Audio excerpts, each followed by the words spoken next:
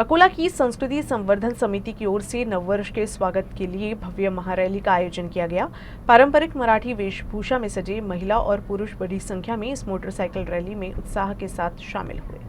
आज अकोलाचे सांस्कृतिक संवर्धन समितीतर्फे एक गुढीपाडवाची यात्राचा शुभारंभ होत आहे। मी सर्व अकोलावासीकरांना सर्वांना शुभेच्छा देतो। नववर्षी हिंदू नववर्षी खूप खूप शुभेच्छा आणि त्यांच्या आयुष्यात चांगली प्रोग्रेस या, चांगला आयुष्य त्यांचं, चांगलं हेल्थ या, हे माझी सर्वांची देवांना शुभेच्छा आहे।